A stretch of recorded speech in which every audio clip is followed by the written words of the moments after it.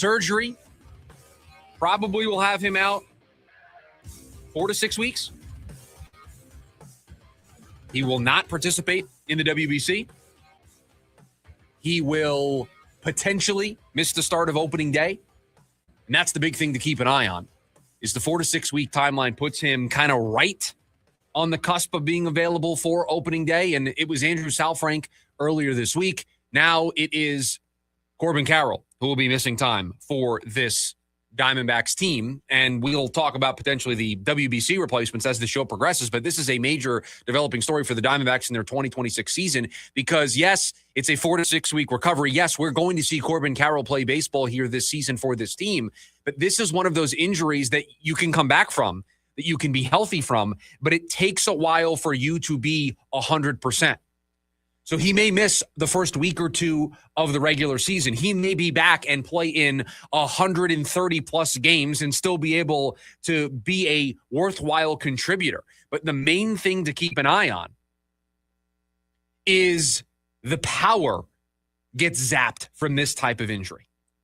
Players talk about how when this injury occurs, yes, they can be back in the lineup. Yes, they can still swing a bat and be productive, but they lose their power. Their power is the thing that lags behind. And for an offense going into 2026 that is riding a lot on Corbin Carroll and Ketel Marte and Geraldo Perdomo and Gabby Moreno, you now have a compromised Corbin Carroll for, I think, the first 2 months that he plays this season. And so he had a great year last year. You were expecting the follow-up. You were expecting him to build off of last year. And now I think it's fair to wonder how long it takes for us to see the true Corbin Carroll. And if he struggles upon his return, because again, he's going to play baseball this season. He's going to be ready around opening day, if not within the first couple of weeks. So this isn't the Justin Martinez conversation from yesterday. This isn't when does Corbin Burns come back. This isn't when does AJ Puck come back. We can ballpark it. The first couple weeks of the season, Corbin Carroll will be back in the lineup.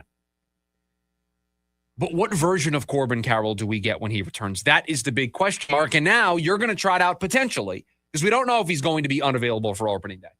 But you're going to run out a lineup, an outfield on opening day that is going to be Jordan Lawler,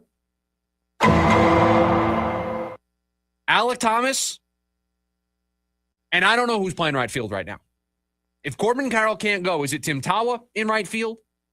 Is it Barossa in right field? Those are the options. And so we're going to talk today, don't worry, what they could maybe do in free agency, who's still left out there that could play right field for at least a couple of weeks, if need be, to give yourself a hedge. But the Diamondbacks had injuries plague them all of last year in the pitching department. We haven't even played a spring training game yet. They lost the guy that was probably the leader to be their closer to start the year, and they potentially have lost Corbin Carroll for the start of the year. And more importantly, they're going to have a compromised Corbin Carroll to start 2026. The hits just keep on coming. What's next? What's going to happen tomorrow? I saw a social media video yesterday. Pitchers and catchers report for the Diamondbacks. Corbin Carroll's there early. Doesn't need to be there. He's there. He's throwing up against the wall. Things are looking great. People are talking about how great his lower half looks. Saw people talking about his quads on social media. We wake up this morning, we find out he took some live BP yesterday. That's where this injury happens. Insane how in less than 24 hours, 12 hours ago, I'm seeing stuff on social media of him being there, ready to go, and looking like he's in the best shape of his life, because you're going to see that a whole bunch here. Everyone's in the best shape of their life as spring training rolls around. And 16 hours later, now Corbin Carroll's status for the beginning of the season is up in the air. A huge blow to this team that already has a zero margin for error with their offense. They've put a lot of emphasis on upgrading the defense. A lot of this offense is going to be carried by 4 guys. One of those 4 guys is Corbin Carroll. And now he has a broken hamate bone in his right hand and could miss opening day. For those, Jeff Passan tweeted this morning, for those unfamiliar with the hamate bone, which could cause Corbin Carroll, Lindor, and Jackson Holliday to miss opening day. Right, there's been a rash of these injuries. I don't know if it's because they're star players that were paying attention to it more, but just within the last couple of days, and Lindor, 3 within the last 48 hours. Lindor got his surgery today, so he's going to miss the next 4 to 6 weeks. Is a small hook-shaped bone on the palm, just underneath the pinky, that is particularly susceptible to breaking. While the recovery is typical 4 to 6 weeks, hitters who undergo the surgery to fix it often talk about their power takes months to return. It's not like a soft tissue injury. The return timeline on hammates is fairly straightforward. The time to fully health, however, can be much longer. That's the problem. It's that part of the pass and tweet that's the problem. Corbin Carroll will be back in the Arizona Diamondbacks lineup before you know it. In fact, he could be ready to go on opening day. 4 to 6 weeks puts this in the ballpark where the opening day right fielder batting leadoff could be Corbin Carroll for the Arizona Diamondbacks. But I would bet a large sum of money that it's not fully healthy Corbin Carroll. That the guy that hit however many home runs he hit last year, that guy's not going to be there on opening day if he's healthy. That guy we may not see till June. That guy we may not see till after the All-Star break. The guy that hit 31 home runs last year, you're not going to have that guy on opening day if he's available. You're not going to have that guy for the first couple of months of the season. That's the problem with these injuries, and I don't know why they're happening more. I kind of threw an idea out on social media, and I used our disclaimer. I said, I'm not a doctor, nor am I a scientist, so I don't know how this works. But my assumption would be that these injuries are happening more because you've got pitchers throwing harder, and you've got batters who are obsessed, and I understand the obsession, with exit velo and launch angle and getting the ball into the air. And I wonder if there is a tighter grip. Because think about this, and we're going to do a little science experiment here for everybody, a little demonstration. The hamate bone is, and I'm showing the YouTube audience, a big reason why you watch the YouTube, is this bone right here. It's in this little section of your hand, underneath your pinky, right by your palm. I wonder if you're gripping the bat harder. That's kind of where the grip would come from. And I wonder if by gripping the bat harder, you're more susceptible to a break there. Because in general, the pinky's not the strongest of the fingers. So you're more susceptible to a break there anyway. And so I wonder if there's a gripping of the bat that is happening harder than we're used to seeing because of exit velo and needing to have elite bat speed and all that stuff. And that's leading to this. Again, it's just a guess on my part. I'd like somebody a lot smarter than me that has an MD next to their degree to explain maybe if that's what's happening. But the power is what the concern is here for Corbin Carroll. I don't think you're going to get a 30 home run season from Corbin Carroll this year. No, and I wouldn't expect it. And now you start to worry about what this offense is going to look like. I think you're talking about a Corbin Carroll that can't hit for much power the entire first half of the season. And now you have to replace that offense somewhere else. Somebody else has to step up. And we kind of talked about this earlier in the week. Like, hey, Geraldo Perdomo had a great year last year. He might not be able to follow up on that. Corbin Carroll had a great year last year.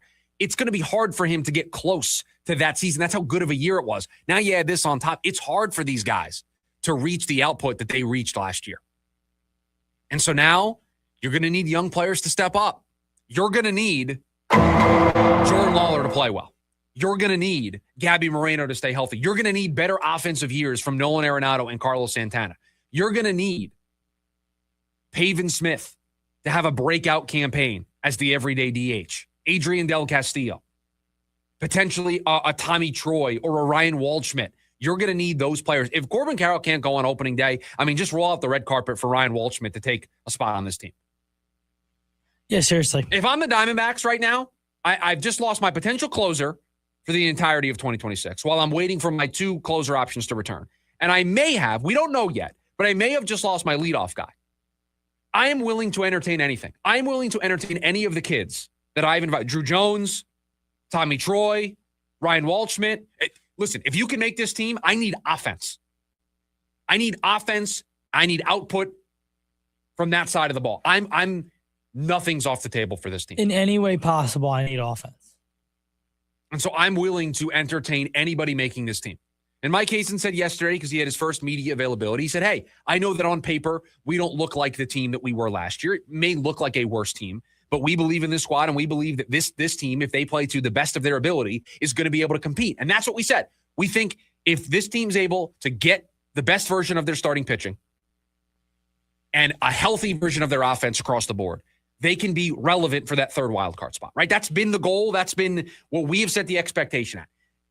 Today's news could potentially hindered that a little bit. And it's weird because we're talking about an injury where the recovery time puts Corbin Carroll in line for opening day, if not the first couple weeks of the season. So we're not going to be missing Corbin Carroll for very long. But when he's in the lineup, it's not going to feel like Corbin Carroll's in the lineup based on what we've seen in the past with these types of injuries. It's just a huge blow to an offense that really can't afford to not have Corbin Carroll at full strength. Can't afford Ketel Marte to not be at full strength. Can't afford Geraldo Perdomo to not be at full strength. Can't afford Gabby Moreno to not be at full strength. That's the offense. That's the engine to this group. And already some cracks are forming in the armor of this Diamondbacks offense for 2026. They're going to be in trouble. They're going to be in trouble because we knew, and we outlined it yesterday, this team's going to have to score a lot of runs. This significantly hinders their ability to score a lot of runs. Now, again, Corbin Carroll is an excellent baseball player. He gets on base. He steals bases. He can still do all of that, right? With this injury, he can still do all of those things. Maybe the power goes away, and Corbin Carroll is a smart enough player that I wonder if he tries to reinvent himself a little bit at the beginning and understands, like, hey, I can't drive for power right now as I come back from this injury. So I'm just going to be a guy. I'm going to lay down bunts. I'm going to hit the ball into the gap. I'm going to stretch singles into doubles with my speed. Like, go back to being that type of player because we know he's got that tool in the toolbox. They need the Corbin Carroll of his rookie year. They need the Corbin Carroll that stole 54 bases, only hit 25 home runs, hit 285, had a 362 on base percentage. That was a career high mark and was worth 5.5 WAR. That's the player they need. Yeah, they need the guy because he can't be the Corbin Carroll of last year, and that's okay. You can still be a very productive player. He can't be the Corbin Carroll of last year at the beginning. I think by the middle of the season, and the worry that I have about this is we know that this hamate bone injury zaps your power, right? Takes a while for that to come back. Yeah. You worry about the mental side with Corbin Carroll because we've seen the struggles in the past. When things haven't been going his way, they've kind of spiraled a little bit, right? Especially in that second year. That 2024 season was a bit of a roller coaster, to say the least. And so you worry about that again. So this is where Torey Lovullo as the manager, this is where I like having Torey Lovullo as the manager, right? He's got a great relationship with Corbin Carroll. Sit him down and say, listen, I don't need you to be the player that you were last year. I know, we all know that it's going to take a while for you to get your power back. Just go out there and be an on-base machine. Draw walks. Right, last year he changed his swing, right, to have a more of an uppercut swing to drive the ball. Yeah, they wanted more pop going out towards right field. You know what? We don't need pop. I need you to hit 290, 300, get on base, steal bases. Yeah, if you could be the 285, 362 OBP guy you were in 23 comparatively, like to the 259, 343, it's just, you're just not going to be able to hit 31 home runs. No. With his hamate, you could hit 22. I could hit 22, hit 285, steal 40 bags. Right, because you expect. And I would still say that's a 4 to 5 win player. I think when you can look at him having a hot second half power-wise. Correct. Because he feels comfortable. Yeah. Because, again, that bone, it's going to be healed from the surgery, but I'm sure some swings are going to feel weird. We just may get to the All-Star break and see Corbin Carroll at 9 home runs. 7 home runs, 8 home runs. Like that's a real possibility because this is going to significantly hinder his power. We've got more on this as the show moves on. We'll talk about some potential options for the Diamondbacks if they are to go out and get somebody to play right field on opening day if Corbin Carroll is not available. So we'll get to that a little bit later on this hour. But when we come back, your phone calls 480-864-1060 are always welcome here on the program. It was on pace to be an easy night until it wasn't. That's next. The lunch break, KDUS, AM 1060.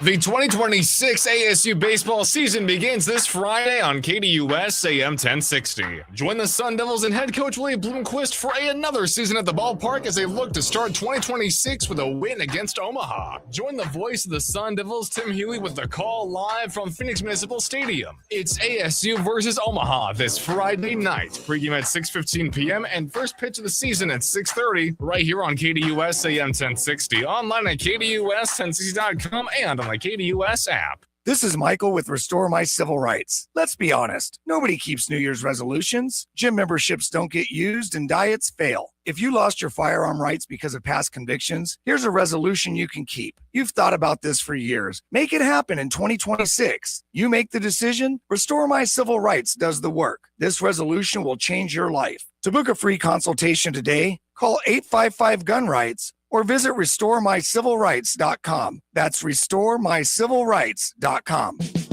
Sometimes the great ones just keep getting greater. Seven-time Grammy winner Gladys Knight has rolled out hit after hit over her illustrious career. Don't miss Gladys Knight Saturday, March 7th at 7:30 p.m. Tickets on sale now at celebritytheater.com. Brought to you by Danny Zalisco Presents. Hey, Ron. Gary. Gary. William. Ron. Gary. Hey. Okay, we got that out of the way. What's on your mind? I don't think people should pay their bills. That sounds illegal. Let me finish. I don't think people should pay their bill until 2027 for a brand new system from Alaskan AC. Wasn't this my idea last month? Yes, but this is this month, and it's my idea. Hard to argue that logic. Okay, so the message is simple. Get a brand new heating and air system Installed neatly in just one day With AeroSeal duct sealing and inspected 5 ways to Sunday. all of it, and make no payments till 2027. with approved credit. I'm the disclaimer guy. So, yeah, Yeah. Yep. Now what? no need to complicate things, right? Start this year out with a shiny new heating and air system. And no payments for a full year. Seems like we're forgetting something. No, I did the disclaimer You thingy. can't put my finger on it. Oh, schedule now at alaskanac.com. That's it. Can't forget that part. Jim Rome here with the Rome Report. After losing to OKC last night, LeBron James said, quote, "We're not a championship team," end quote. No cap, LeCap. Now tell us something we didn't already know. I mean, he's not wrong. They're not a championship team. They're probably not even a get out of the first round team. Not the way they're currently constructed, not the way they're currently banged up, and most of all, not the way they play just one end of the floor and rarely play all 48 minutes of any given game. Now, Laker honks will have you believe that if they're healthy, then they're absolutely a championship caliber squad. No, they're not, because even when they are healthy, they still don't play defense. And you're not contending for jack if you don't guard anyone. And they don't guard anyone. Never mind 3-and-D, they're most likely one and done, especially in the rugged West. I'm Jim Rome. And as an added bonus, if you can head on over to our YouTube channel and hit the sub button for Jim Rome, that would be absolutely awesome. Need parts fast? Need them now? O'Reilly is fast. Just one part that makes O'Reilly Auto Parts stand apart. Right now at your local O'Reilly Auto Parts, you can get one free set of brake pads when you buy 2 qualifying brake rotors. Ask the professional parts people about additional brake pad and rotor upgrade options available at O'Reilly Auto Parts. Restrictions apply. See store for details. O'Reilly Auto Parts. This is the story of the one. As an HVAC technician, he and his digital multimeter are in high demand. So when a noisy office HVAC turns out to be a failing blower motor, he doesn't break a sweat. With Grainger's easy-to-use website and product information, he selects the product he needs to keep everything humming right along. Call 1-800-GRAINGER, click Grainger.com, or just stop by. Grainger, for the ones who get it done. James Out West, your desert destination for sports here in the Valley. Not surprised that the Cardinals aren't in. They fired their head coach. Kyler Murray's probably on his way out. It is what they like to call Black Monday. I'm kind of surprised by the Raheem Morris one in Atlanta. It's only been how long? Year? 2 years. So maybe that one. Pete Carroll gone. I told you from the jump when they hired Pete Carroll, I didn't like the hire. I think he's past his due. Let him go after year one. You might as well have kept the guy you had before and saved a bunch of money. Every other Monday night from 6 to 7 p.m. here on KDUS AM 1060.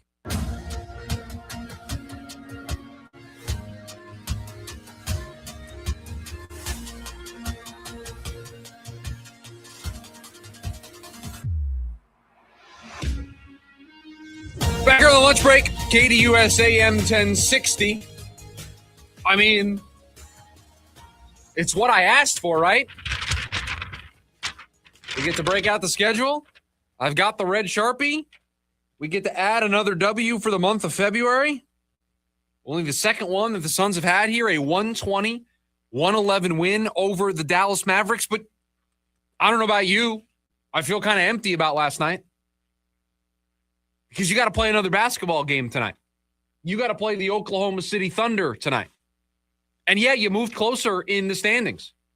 You're a half game back of Minnesota for the 6th seed. You're a half game back of the Lakers for the 5 seed. You're right there. It was a big win last night. But you had it. It was right there on a silver platter for you. A 20-point lead at the end of the first quarter. 36-16 at the end of the first quarter. You're at home. A team that has lost 7 in a row. I mean, they don't want to be there.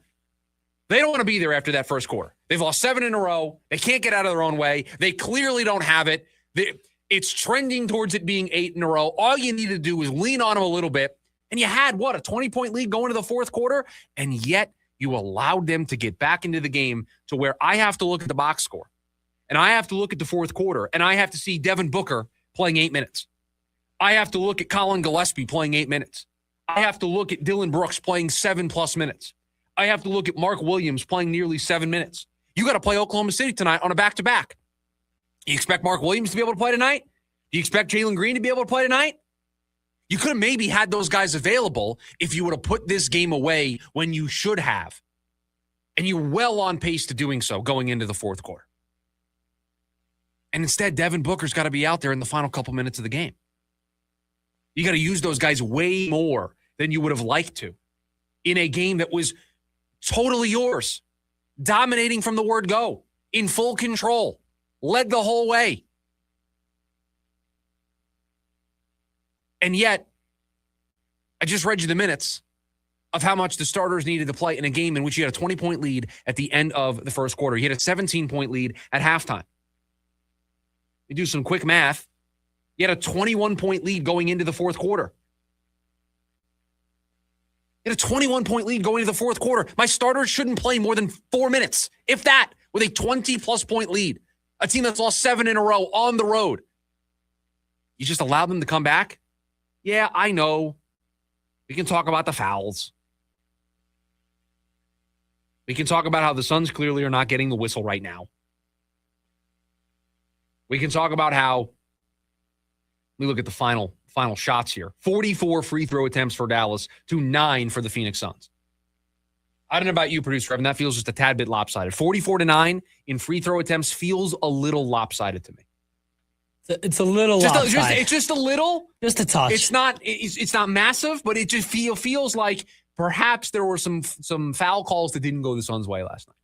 Yeah, I don't know why you would feel that way, but it's not egregious. Like 44-9 doesn't, that's not outlandish. That's not something that perhaps should be looked at by the NBA as to why that would occur. But just something noticeable from the game last night. I mean, 44-9. Come on, what are we doing here? You're telling me that the Phoenix Suns, and I know the Suns play physical, and they've got guys like Dylan Brooks, right? And so they're a more physical team, so they're going to probably draw more fouls, right? They're going to commit more fouls than the other team. I think that just comes with the territory of how they want to play and how the game is officiated right now. All you're giving me is 9 on the other end?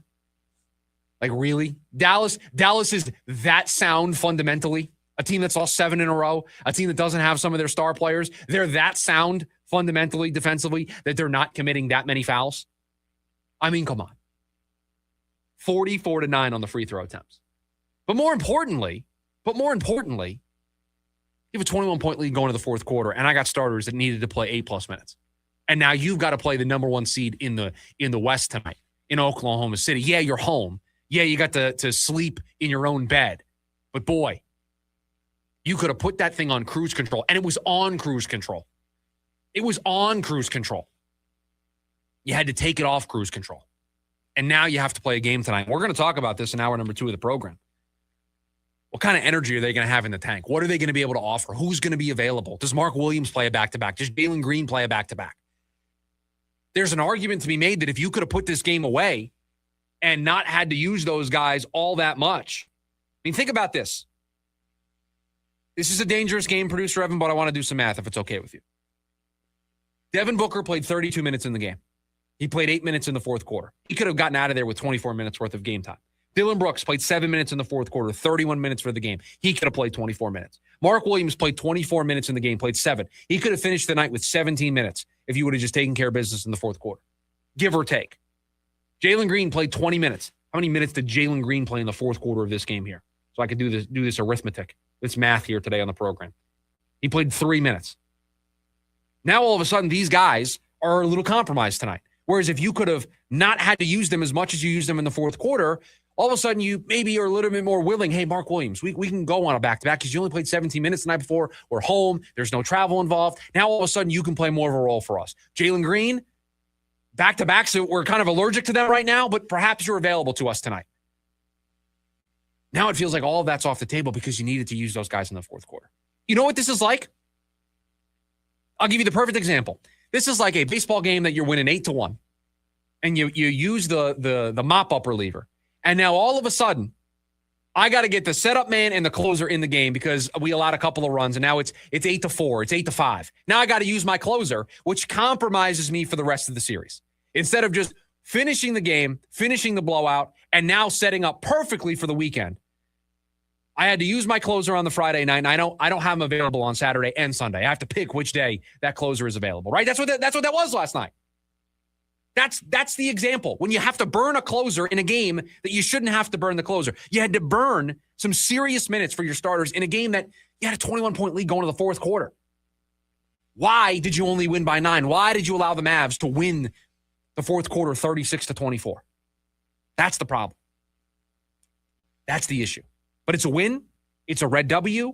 You move closer in the standings, so it's not all bad, but it just feels like it could have been so much more last night. There are going to be games this year because the expectations have changed where a win can feel like a small bit of a loss.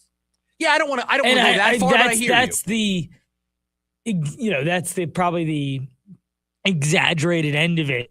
But like there are going to be wins that, man, leave you with something to be desired. Maybe that's the better way to put it.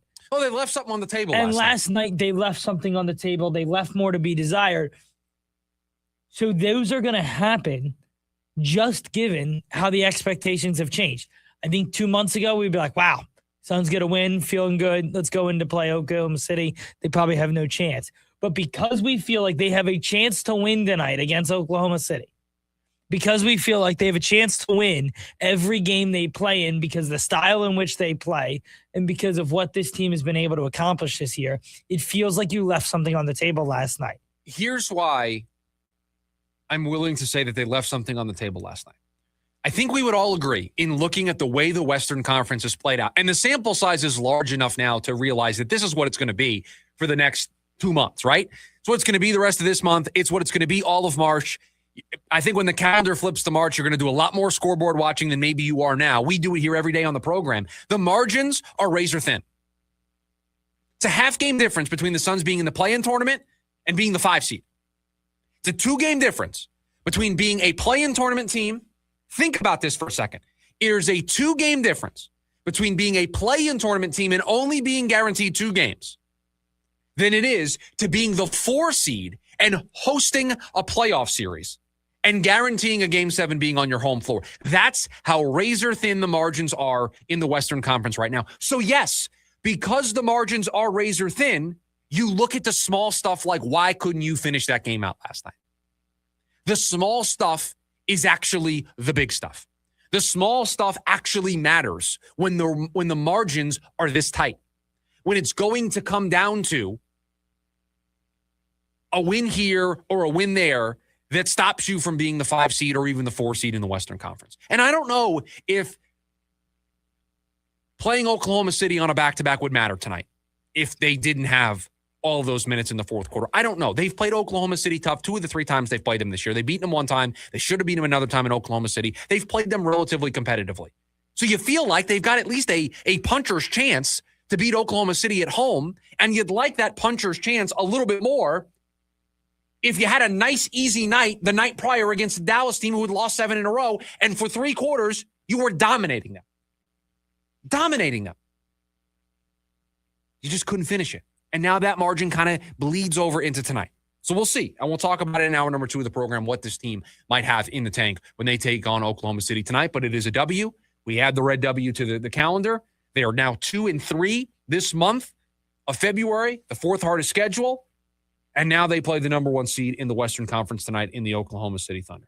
We'll see what they have in the tank. 480-864-1060 is the phone number for you to join us here today on the program. You can also stream us via the free KDUS AM 1060 app, and you can listen for your chance to win 2 tickets to the MLB Players Trust Playmakers Classic at Warehouse 215 on Wednesday, February 18th. 3 hours of nonstop experiences and excitement. 400 playmakers, including 100 baseball players, for an unforgettable night of entertainment, connection, and giving back. There's live performances, live broadcasts. Fanatics is going to have experiences and activations for you, and we've got your chance to win a pair of tickets for listening on the free KDUS AM 1060 app. When we return, there's a battle that isn't being talked enough about for the Cardinals this offseason. We're going to talk about it next. That's the lunch break, KDUS AM 1060.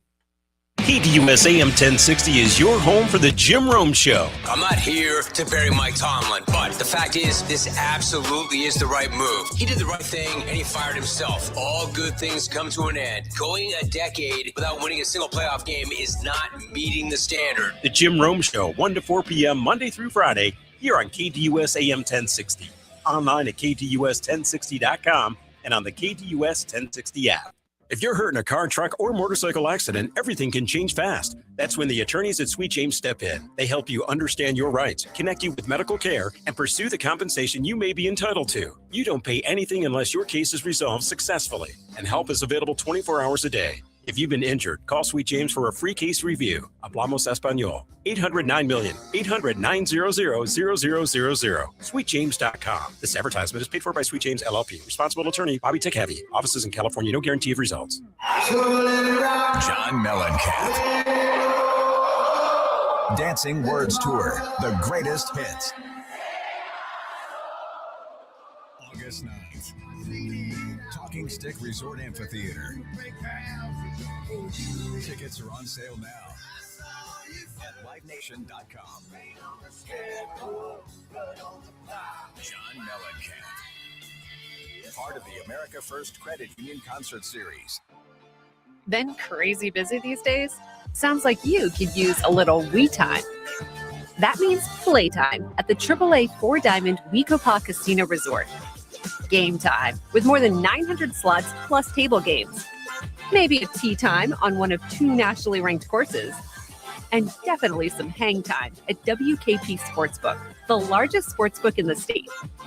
Wekopa Casino Resort. It's we time.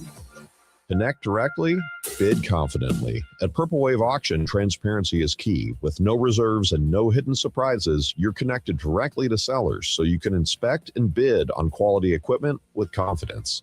Whether you're looking for ag, construction, or fleet equipment, we're here to ensure a clear, hassle-free experience. Register today at purplewave.com and start bidding with peace of mind.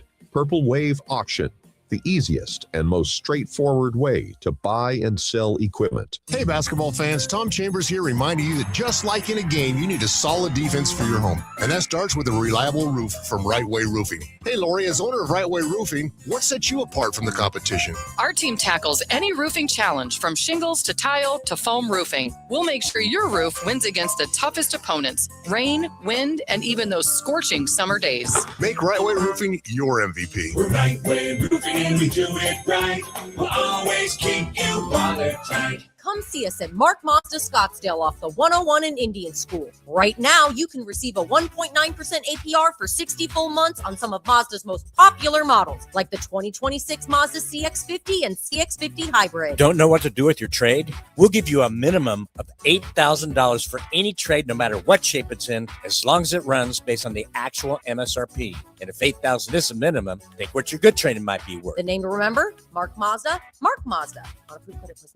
Join in on the Sports Zoo with Dave Rooster Beerstein. Rams and Seahawks, Andy. I don't understand how to be so aggressive. Instead of definitely going up 13-10, your play calls resulted in a quick punt, so quick that Seattle actually gets the ball back, goes down the field and takes a lead, and then they get the jump on you in the second half with that fumbled punt. And that was a huge mistake by the Rams. But I'm going to go back to how they mismanaged that at halftime. Live weekdays from 5 to 6 p.m. here on KDUS AM 1060 and on the KDUS 1060 app.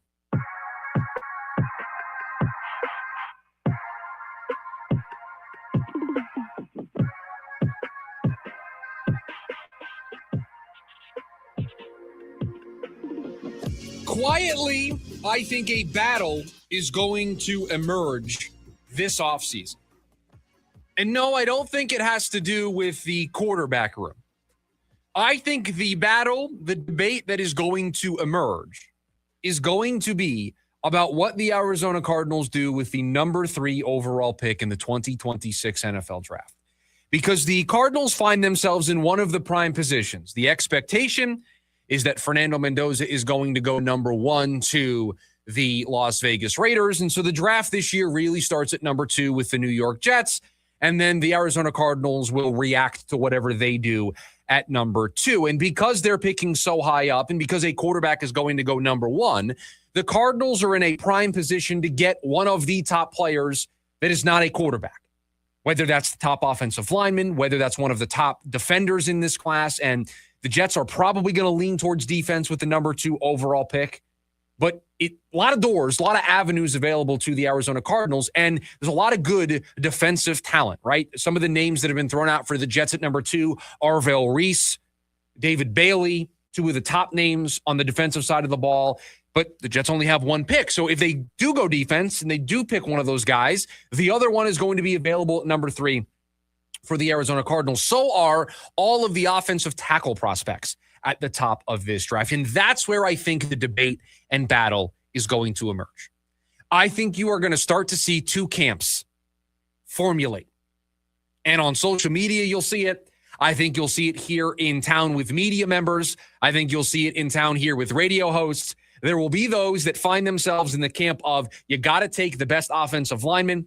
You need another player to go alongside Paris Johnson. You've got 3 openings along that line. You got to fill it through the draft. And then you're going to see the other camp emerge of go out and get a premium pass rusher. Go out and get a premium talent on the defensive side to pair with Josh Sweat so that you can make Sam Darnold's night a nightmare. You can make Matthew Stafford's night a nightmare. You can make Brock Purdy's day a nightmare. That's the only way you're going to be able to keep up with those teams in the NFC West, is if you make their day at the office impossible as a quarterback. And yeah, it's great to have an offensive tackle. It's great to be able to protect your quarterback and run the ball, but you got to be able to slow down the opposition. You got to be able to play defense. And Josh Sweat is great, had a great first year, but he can't do it alone. You need help. And I think those 2 camps are going to form.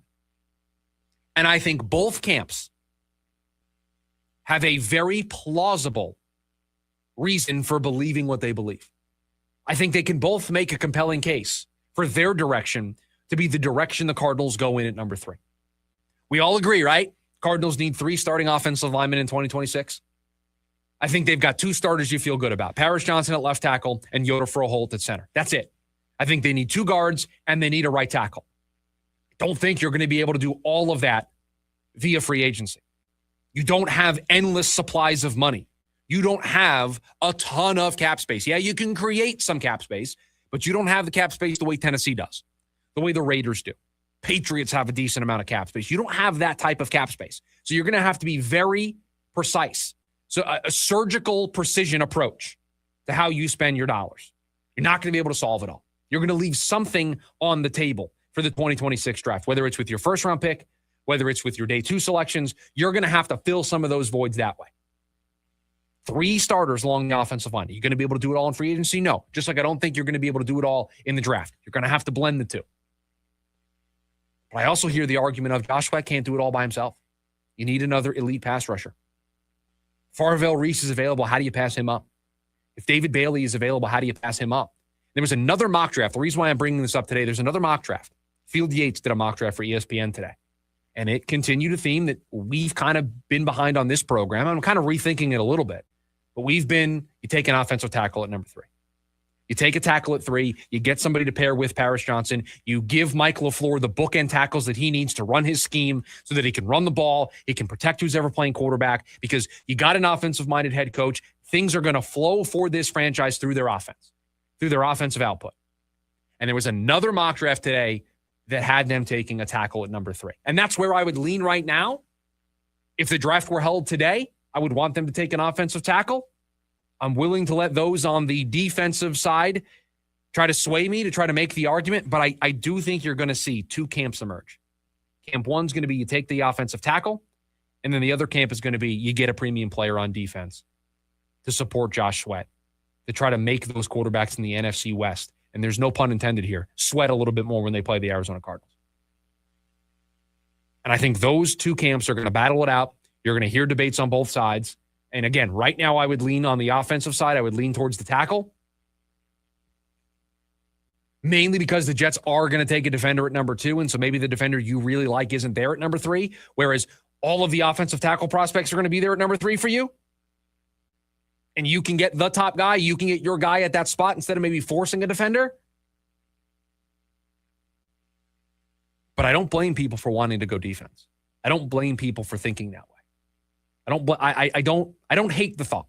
You watch the NFC Championship game. And defense was the name of the game. And you think, we're going to need to improve this defense. Well, and Seattle did it with rushing 4, right? They were able to get to Drake May a lot by rushing 4. Now, they brought their fair share of blitzes, right? And I'm not going to correct, and some exotic ones at that, but they could get home with 4. And that's the key in today's NFL. If you can get home with 4 and you can have 7 in coverage, just a numbers game that you're going to win. Every time. And so the more often that you can play with just 4 down linemen and let those guys get after the quarterback, the better it's going to be for you.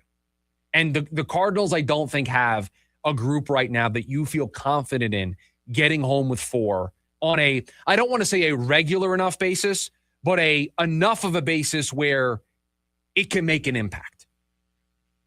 I think on a consistent enough basis is probably the word you would say, because you don't need to get sacks all the time, but you need to force the ball out a little earlier. You need to hurry up the quarterback. And they can't do that. Because guess what? Matthew Stafford will pick you apart. Sam Darnold will pick you apart. You let those guys sit back there. They'll pick you apart. They'll pick you apart. The scheme will pick you apart. Their talents will pick you apart. The skill players will pick you apart. Christian McCaffrey, George Kittle, Puka Nacua, Devontae Adams, Kyron Williams, Jackson Smith and Jigba, Kenneth Walker, Zach Charbonnet, Cooper Kupp. You'll get picked apart if you allow those guys to just run around. So you got to get home with 4. You got to be able to get pressure. And so I can understand that argument. I can understand it. But I do think it's going to be, right now, most of the mocks are having the Cardinals go tackle. I wonder if there will be a momentum swing that happens at some point here where you start to see some mocks suggest defense and suggest a defender. I just look at the holes on the offensive line and there being 3 openings. And now, again, maybe they go out and get a tackle in free agency, and that opens the door for the defensive argument to gain some steam, to gain kind of a tailwind. But right now, I think that side is facing a headwind of they need 3 offensive linemen. They need 3 new starters on that side of the ball. And one of them has to be a tackle. And they're going to be in a position to take whatever tackle they want with the number 3 pick. 480-864-1060 is the phone number for you to join us here today on the program. When we come back, do the Diamondbacks now need to make a move in the wake of the Corbin Carroll injury? We'll talk about it next. The lunch break, KDUS, AM 1060. The Dan Patrick Show. Congratulations to the Seahawks, who dominated the Patriots 29-13. Although it's an interesting way to say dominating the Patriots, because it certainly felt that way. But it was one of those games where I kept thinking, is New England going to steal this? This great defensive performance by Seattle will be wasted by a couple of plays. But give credit to Seattle. They came up with big plays when they needed to. Weekdays, 7 to 10 a.m. on KDUS AM 1060.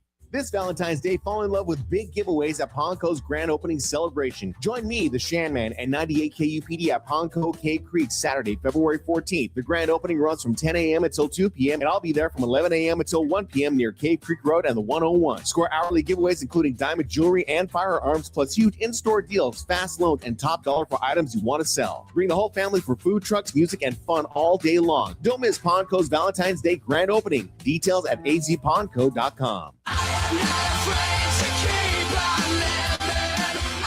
My Chemical Romance, The Black Parade 2026. Live at Chase Field, September 6th, 2026. With special guest, Jimmy Eat World. Get tickets now at livenation.com. For more, visit mychemicalromance.com. What's better than a credit card with low interest? How about one with no interest? For a limited time, when you open a new America First Visa credit card, you'll enjoy 0% APR for the first 6 months. Transfer your balances from higher rate cards to your new America First card to consolidate debt and potentially save yourself a lot of money. That's 0 interest for 6 months. Interested? Then hurry to americafirst.com to apply today. Introductory variable annual percentage rate is subject to membership, eligibility, terms, creditworthiness, change, and conditions. Other limits and requirements may apply. Federally insured by NCUA. Equal opportunity lender. Fridays at 5, I'm out exploring. From hiking up Camelback to skiing at Snowbowl, the adventures never stop with AAA. It's membership that travels with me, whether behind the wheel or a passenger, in my ride, my buddies, or a rental. AAA's got 24/7 expert help with tows, battery help, and more. Plus branch services like free passport photos and trip planning. Membership gives you all this and more for less than $6 a month, and I can add loved ones for half off. Call or visit your local branch today. AAA, your membership to go.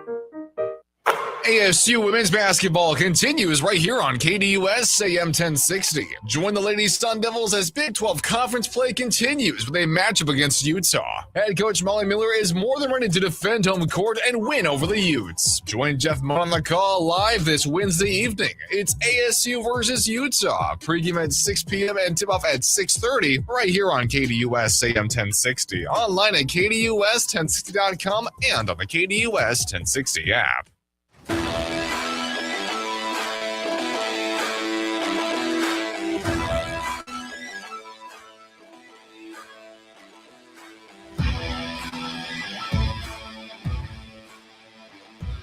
So, Corbin Carroll may or may not miss the start of opening day, which makes this conversation a little tricky to have. Do the Diamondbacks need to do something? And I know we asked this in the wake of the Andrew Sal-Frank injury for the pitching side, for the bullpen side, but I'll ask it here again now for the outfield, because the outfield for the Diamondbacks going into opening day, if Corbin Carroll is not available, and it is an if, 4 to 6 weeks puts opening day on the table. It's possible from a timeline perspective. But if he is not available, the opening day outfield for the Arizona Diamondbacks,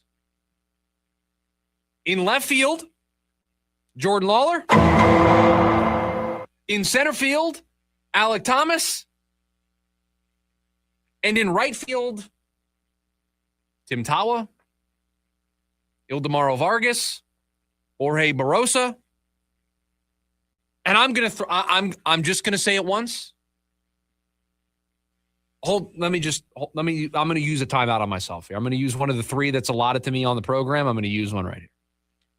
I hope to only say this once, but maybe as we get closer to the season, there becomes more of a conversation here. Could Ketel Marte be a candidate to move back out to the outfield for a little bit? Could you put Marte in center field, put Jordan Lawler in left, put Alek Thomas in right, or can Ketel play another outfield spot and then you can play Tim Tawa at second base?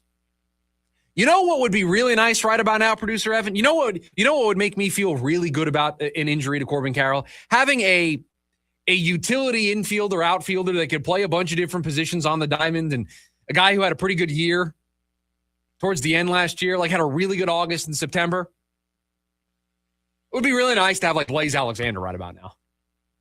Now, I was thinking that. We wouldn't have Cade Stroud, so I don't know who would be pitching I for was the going to Diamondbacks. say, so there's a question of who would be saving games. But boy, it would be really nice to have. I guess there's still a question of who would be saving games. How are they going to get any outs? I found maybe 2 of them. Ketel Marte in the outfield's not a terrible thought, although you worry about him doing it all the time, and you don't need him to do it all the time. But your outfield right now, if it's not Ketel Marte out there, it's going to be Jordan Lawler, Alek Thomas, and then Tim Tawa, Ildemaro Vargas, Jorge Barrosa. Now, I'd like to think Ryan Waldschmidt's got a chance to make this team, but if it's a short-term thing for Corbin Carroll, you don't want to waste Ryan Waldschmidt, right? You want him to come up and be able to play every day, or at least that's what I would hope they would do. And you look at the free agent options, you got Jesse Winker, who could play the outfield. It wouldn't be very good from a defensive perspective.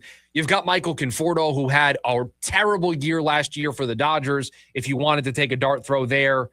Again, all of these are temporary, though, because Corbin Carroll is going to be back at some point. And it's not going to be, if he misses time at the beginning of the year, it's not going to be much. At least that's the expectation on paper, that it's not going to be much. And so what do? Do you get somebody who's a really good fourth outfield type, or do you kind of just roll the dice with the crew that you have? And what feels more likely at this stage of the offseason for the Diamondbacks? Do they just roll with what they have, knowing that Corbin, if he misses time, it's not going to be a ton of time?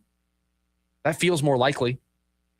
And so get ready for Jordan Lawler, Alek Thomas, Jorge Barrosa as your starting outfield on opening day if Corbin Carroll can't go. And Code brings up a great point on YouTube. It's sad that we need to jump through all of these mental hoops on February 11th. My goodness. And season hasn't even started yet. The season hasn't even started yet. We haven't even played a spring training game. At times, it feels like it's over. I'm trying to figure out how they're going to put this together. I don't even know how. We're talking about patching up a lineup. They could still sign anybody. Right. And I stand by this, and I know you're saying you'll say I'm being too harsh, but clearly they were not prepared for anything to happen. The minute one thing went wrong, this team, it's not like Justin Martinez and Corbin Burns and AJ Puck didn't get hurt last year. It's not like you didn't know they were hurt. So we had a somewhat heated debate this morning about this. I cannot put on the organization them not being prepared for Corbin Carroll getting hurt. You can't prepare for that, right? Okay. There's a great quote that I cannot repeat on the air, and I think you know the quote once I start saying it. I think it's a Bill Polian quote. That Peyton Manning, when he was the quarterback in Indy, maybe it wasn't Bill Polian, maybe it was a coach on that staff that talked about how somebody came up to him and asked about, being prepared if Peyton Manning gets hurt. And that coach had a quote about, we don't practice Peyton Manning getting hurt. There's a phrase. There's a phrase that he used, a word that I can't say on the radio that he described. You don't prepare for that. You don't prepare for not having Peyton Manning or Tom Brady. You just don't practice that way. You don't practice and prepare for Corbin Carroll to not be available for you. And here's the other problem. You can't go out and sign somebody and promise them playing time because Lourdes Gurriel's going to be back at some point. Corbin Carroll is going to be ready for opening day, if not shortly thereafter. So it's not like there's a ton of playing time. But we knew this team needed an outfielder, and whether Lourdes Gurriel comes back or not, we still thought they needed another center fielder. I agree. I agree. But they didn't do anything. I think they are keeping that spot open for Ryan Waldschmidt. And they haven't done anything in the bullpen at all, other than congratulations, Jonathan Loizica. Okay. You got a non-roster invite to spring training. It's a complete failure of an offseason. I will give you that the bullpen has been a mess. That I don't think they've approached that the right way. I think what they are betting on, what their philosophy is, we've got a lot of young, high upside arms. We're betting on 2 or 3 of them, of the handful, panning out. You can disagree with the bet, and I wouldn't have taken this approach, but that's the approach that they're taking. I can at least see the approach. I can't see the approach to the outfield other than they're trying to keep a spot open for Ryan Waldschmidt. And he could just make the team as the opening day center fielder, and you put Alek Thomas in a corner until Corbin Carroll is able to come back. Like that feels like the only way that they figure this out. Granted, I would have done more. I would have been more aggressive for the bullpen. This you can't forecast this. By the way, poor John. Jake and Blaze were my two favorite D-backs. Also, I've seen this on the YouTube side of things. I'm not doing the revisionist history on trading Jake McCarthy. I'm not doing that. Can I ask a question? I'm not doing that. It's why? Like, why are we even talking about it? Well, because now Jake McCarthy was not a very good player. Right. Like, you got something for him, you move on. Jake McCarthy wasn't. You would feel the same about this outfield with Jake McCarthy out there. Right, if we got to spring and they had both Jake McCarthy and Alec Thomas on the roster, you would have been like, what are we doing? What are we doing? We were supposed to trade one of those guys, right? So they traded one of them, and then somebody got hurt, and now you want to play revisionist history and go back and say we shouldn't have done that trade. Well, and then also you traded one of them, and then I assumed you would either give that spot to Waldschmidt or sign somebody. I'm serious. Waldschmidt needs to start on opening day. I think the percentage chance that Ryan Waldschmidt is on the opening day roster has grown today with this news. Yeah, I would say it's 40% now. I would have told you it was probably 20%. Do I want to go that high? With this news, I think it's 40%. I don't know if I want to go that high, but I think it's at least 25% that he makes this team because they need somebody to play center field. Now, let's see how he plays in the spring. He got an invite, so he's going to have a chance to do it. And now with Carroll potentially missing the start of the season, it's a possibility. And don't want to be mean towards Alec Thomas, but he could go all spring and not have a hit. Like, I've seen him go on those stretches. To Code's point, the fact that these are the conversations that we're having on February 11th, we haven't even the position players haven't even shown up yet. Hour number 2 of the program is next. The lunch break, KDUS, AM 1060.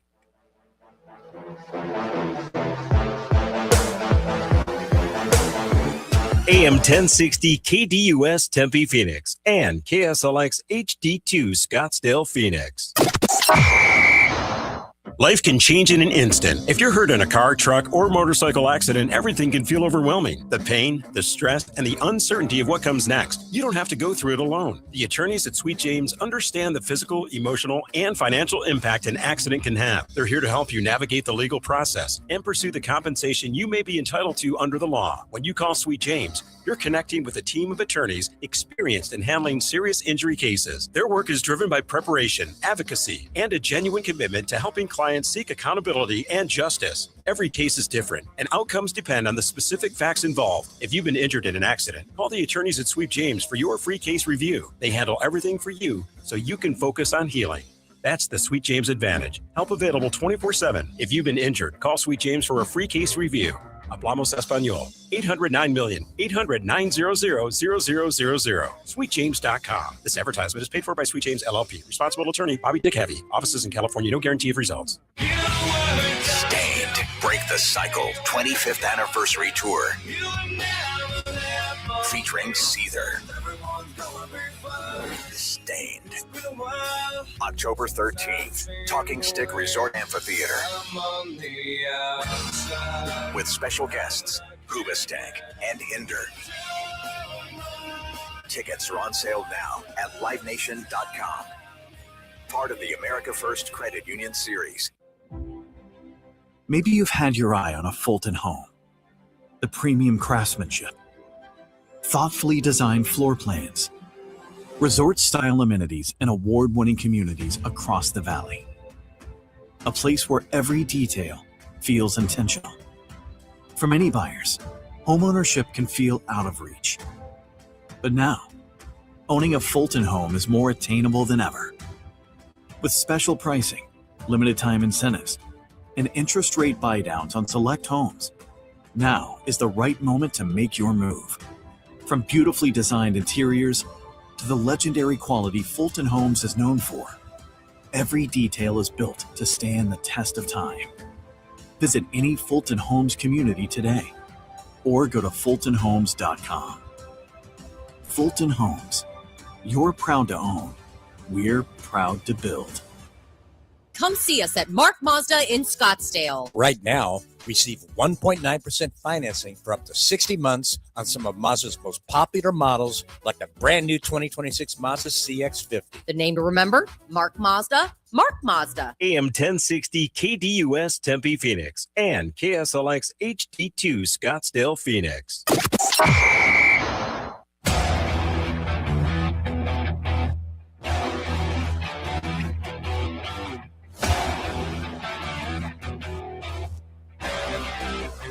Hour number 2 here of the Wednesday edition of the program. Thanks for hanging out with us on KDUS AM 1060. Chris Schubert, producer Evan on the other side of the glass. We've got a great top 5 list for you that I had planned yesterday before all of the news of the day. We're going to do our top 5 spring training storylines for the Diamondbacks, the things that we'll be talking about and covering here on an everyday basis. So we've got that coming up here in a little bit. We'll get you ready for the Suns taking on the Oklahoma City Thunder. We've got a couple of good leftover stories, potentially an update to the payoff to the pick segment. There's a potential change that we're considering. We're considering. That we're considering, and we're going to bring it to the table for the audience to decide. I don't know if it's even something I want to do, but it at least could potentially be an option. It could happen. But right now, it's time for the hottest sports takes in the Valley. It's time for a little buy or sell here today on the program. Hour number 1 flew by today. It did. We're moving today. What happens when you have major news that, and let me tell you, I driving in this morning, I was jamming. It was a podcast-free day for me. Usually I'm podcast heavy on the drives. I went just music, and I've been doing music the last couple of days. I had the windows rolled down. It was like 60 degrees this morning. Wow, you were jamming. I was jamming. Pull into the parking lot, and I have the little notification from Twitter. And I have notifications turned on for one person right now. It is only one person. It's Jeff Passan. So I'm thinking, all right, somebody did something. So I move down the little notification bar, and I read the tweet, and I'm like, you got to be kidding me. Like, we just spent yesterday talking about who's going to close games for this team, and now I've got to talk about who's playing in right field. And I know the Diamondback season is important, but the Team USA just lost their starting right fielder for the WBC. Yes, that's another massive problem. Who's going to play right field? We're going to get into that here. Aaron Judge probably going to play right field. Pete Crow Armstrong's going to play center. Is Byron Buxton going to play left? We need another outfielder. Who's the replacement? Can they still add somebody? Of course they can. Corbin Carroll will be in the lineup. George Springer, come on down. Corbin Carroll will be in the lineup by the second week of the season. What did you say to me? Corbin Carroll will be in the lineup by the second week of the season. I mean, 4 to 6 weeks. Let's do some math here. If he gets the surgery. Today it's the 11th. So if he gets the surgery today, 4 weeks from today is March 11th. 6 weeks from today is March 25th. When's the Diamondbacks' first game of the season? Yeah, it's in that time. It's in that ballpark, right? The 26th or the 27th? I'm sure you're going to give me the answer here. So 4 weeks. 26th. So 6 weeks still puts you before. 6 weeks allows him to be ready for opening day. Correct. 4 weeks allows him to get some actual reps in before opening day. Last week of spring training.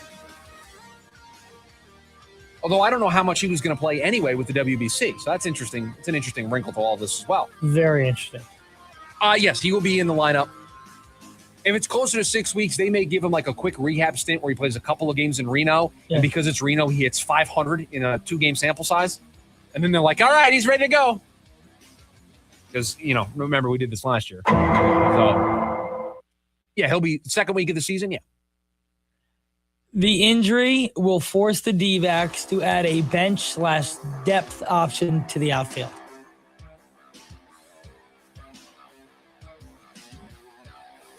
I guess. I mean, they're going to add somebody. They probably won't, but, they should. They're going to add somebody, and it's going to be – how about this? It's going to be somebody that I don't think is going to be worth you hitting the sounder for. But they're going to add somebody. But that player's not going to rise to the level of – Let me ask you a question. Who's worth hitting the sounder? That's just a free agent? Yes. Let me take a peek here. Because I looked this morning, and let me tell you, it was rough. It's a barren wasteland. Again, the Phillies would give you Nick Castellanos for $12. Oh, let me tell you who I hit the sounder for right now, and it's just because it's sentimental.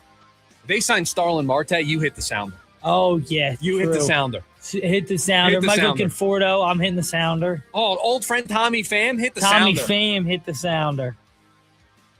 Tommy Pham isn't on his 30th team this year? Tommy Pham, technically still a free agent. How many teams Tommy Pham played? In his career? Yeah. All right. This is what we're going to do in buy or sell? Hold on. No, wait. Over, under. Have you looked it up yet? I mean, not really, because Fangraphs isn't very good at this. Over, under what? Over, under 17. The Cardinals. Then he got traded to the Rays. He played on the Padres. Played on the Diamondbacks. Played on the Mets. I'll take the over on 7. Because I just came up with 5. 10. Yeah, I came up with 5, and I just needed 2 more. He's been a Cardinal, a Padre, a Ray, he was a Red. He was a Red. He was a Pirate. He was a Met. He was a White Sox, a Red Sox, a Diamondback, and a Royal. All of those for 1 year, except he was a Ray for 2, a Padre for 2. Yeah, so we would hit the sounder. In St. Louis for 6. We could hit the sounder for Tommy Pham. Do we hit the sounder for Adam Frazier? He played for 10 different teams in 14 teams. Adam Frazier, I'm totally hitting the sounder. Do we hit the sounder for Max Kepler? Max Kepler can't play the first 80 games, but we'll hit the sounder. Right, so he can't even, that doesn't even solve any of the problems. Mike Tauchman? No. Do we hit the sounder for him? Nope. He's projected to have the highest WAR of this group. No, Jesse Winker is. Oh, Winker, I'm hitting the sounder for. So you're hitting the sounder for Jesse Winker? Yep. So, all right. So there are some candidates here to hit the sounder for. All of those, I think Jesse Winker could be a really good back because, let's face it, if Pavin does stink, you could use Winker in that spot. Mark Hanna, Jason Hayward. Oh, what? I would hit the sounder for both of those guys. Alex Verdugo? Verdugo's still swinging it? Heck yeah. You got some sounder candidates here. Yeah. That's good. So what was the take? That they'll sign somebody? Yeah, the take at the end of the day. At the end of the day, back to the injury will force the D-backs to add a bench/depth option. I think so. I think they'll find a dart throw. Devin Booker and Jalen Green will stay healthy the rest of the season. No, sell. I mean, I want them to stay healthy, but sell. I mean, what? Come on. Staying healthy, they can miss back-to-backs. For cautionary reasons. Okay. How many games do I have left this season? I've got... It's got to be less than 35. They played 32. They're 32 and 22. So that's 54. So 54, 28 games. 28 games. That was good math. That was very good math on the fly. So I've got 28 games times 2. So I got 56 total games for Jalen Green and Devin Booker. We're not including back-to-backs that they missed. Over under 40 and a half. Over under 40 and a half? Yeah. I might take the over on the 40 and a half, but I'll take 45 and a half. I will take the over on 0.5 games missed between those two guys the rest of the way. Okay. And I'm not rooting for that, but I would take the bet if it was offered. USA Baseball will ask Mike Trout to fill in for Corbin Carroll's spot on the WBC team. See, this is now you're asking the good question. Because who's going to replace Corbin Carroll for the WBC?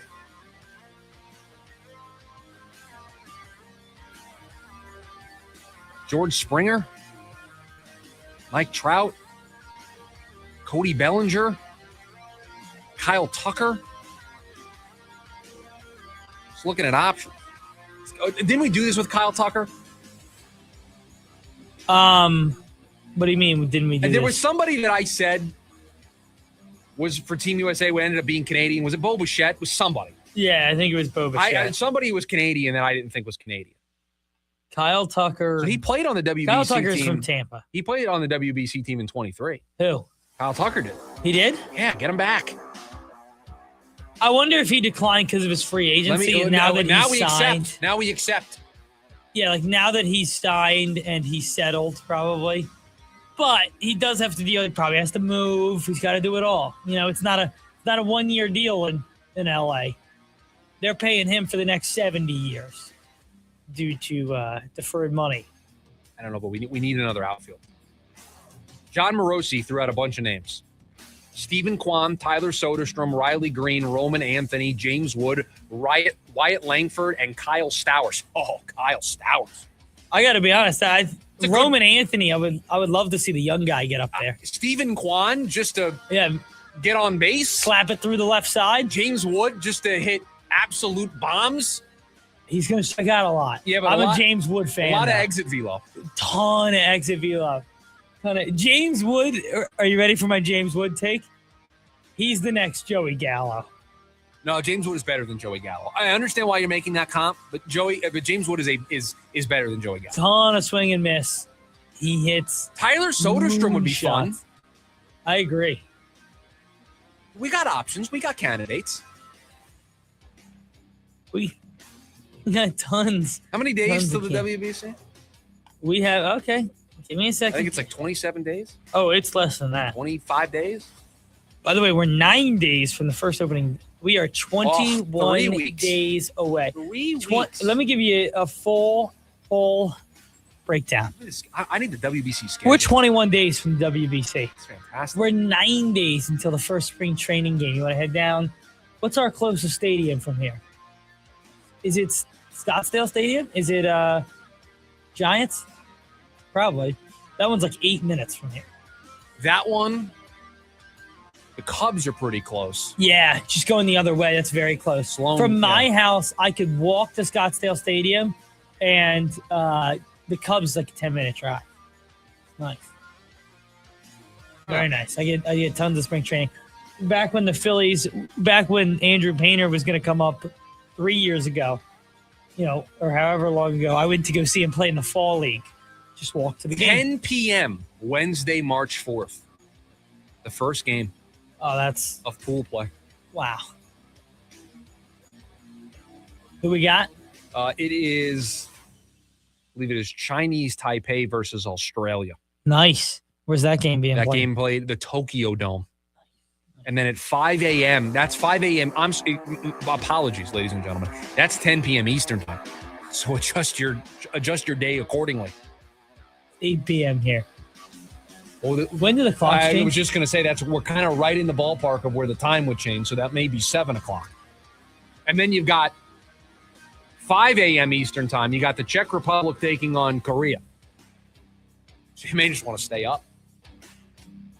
March 8th. Okay, so it will be 8 p.m. and then 3 a.m. will be the other game. Right. Some early morning baseball. March 8th, and then 42 days until opening night. Fantastic. Can't wait. What else we got in the buy or sell? That's all. Oh, that's it. That's all we have today in the buy or sell. Wow. Giving ourselves a little more time for the top 5 list here coming up on the other side. Right. We did get through 5. We usually have like 7, and we kind of filibustered at the top, so I was a little worried that we were taking a little too long. But that's all right. 480-864-1060 is the phone number for you to join us here today on the program. When we come back, top 5 list here on a Wednesday, our top 5 spring training storylines for the D-backs. We will get to it next. The lunch break, KDUS, AM 1060. KDUS AM 1060 is your home for the Jim Rome Show. Indiana is not cheating. Lining up and punching the other guy in the face for 60 minutes, not against the rules. I challenge any of you social media whistleblowers to tell Kurt Signetti to his face that he is a cheater. The Jim Rome Show, 1 to 4 p.m. Monday through Friday, here on KDUS AM 1060. Online at KDUS1060.com and on the KDUS 1060 app. The O-Line Committee Podcast. 16 years of NFL trenches experience. Talking football every week. What was something you had or most important to wear on game day? At football, they put it on the horses before they race. You had to put it on with gloves. Like, I remember I'd walk by and, burn the eyes. They'd be like, what is that? He's like, I gotta ask, can't afford it. Right, you just walk away. The O-Line Committee Podcast with Jay, the Rhino, and Mackie on YouTube, Apple, Spotify, or wherever you get your podcasts. Florence and the Machine presents the Everybody Scream Tour. Live at Desert Diamond Arena, Saturday, May 9th. The incomparable Florence and the Machine returns. With special guest, Mannequin Pussy. On sale now at livenation.com. The new album, Everybody Scream, available now. Everybody Scream. Take advantage of thousands of dollars in SRP rebates and discounts on energy-efficient home upgrades like new air conditioning units, windows, ducts, and insulation. Save money on your energy bill while also making your home more comfortable. SRP's network of participating contractors can guide you from start to finish and maximize your savings by combining Inflation Reduction Act incentives with SRP rebates. Learn more at savewithsrp.com. Breakfast sets a tone for the rest of the day. It can also deliver the most value, convenience, and deliciousness. Thanks to McDonald's 2 for $5 Mix and Match deal. Wake up to a fluffy, mouth-watering sausage, egg, and cheese McGriddles and a savory, scrumptious sausage McMuffin with egg. Both for just $5. And you early birds can order ahead in the McDonald's app. Value, convenience, deliciousness. Let a McDonald's breakfast set the tone for the rest of your day. Ba-da-ba-ba-ba. Prices and participation may vary. Cannot be combined with any other offer or combo meal. Single item at regular price. Trickin, this is Above the Noise. Last night, the Spurs ran into an injury-riddled Los Angeles Laker team. LeBron wasn't there. Luka wasn't there. Austin Reeves not there as well. The final margin was 28. A shorthanded team losing big to a contender. Big deal. But the score was not the story. Victor was. 40 points, 12 rebounds, 2 steals in 26 minutes. Doing it against a depleted Laker roster is not what makes it special. It's the efficiency and the timestamp that demand attention. In the shot clock era, it's just the 5th time a player has scored at least 40 points in 26 minutes or less. That is rare air reserved for the most explosive scorers in the league. Every time Wembanyama steps onto the floor, we see something new, a reminder that his ceiling may not exist. The frightening part for the rest of the NBA is not what he did last night, it's what he's going to do.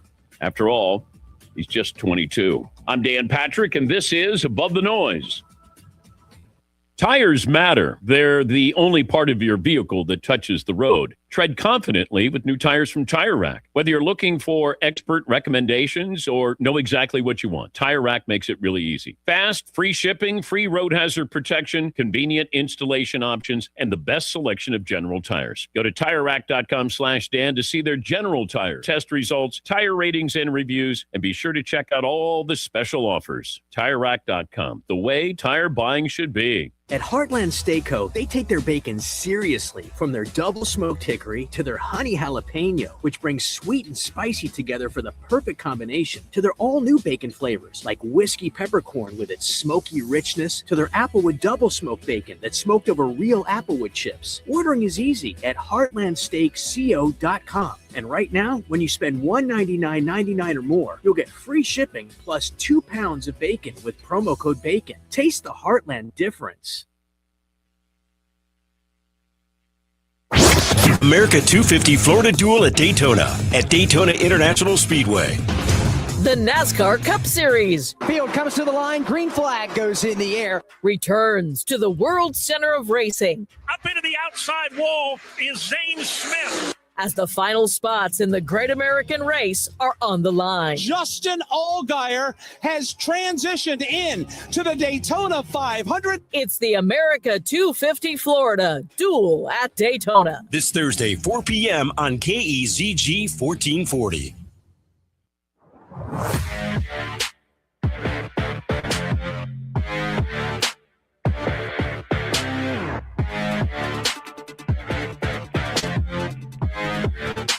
Oh, we love it when we can do a list on the Wednesday edition of the show.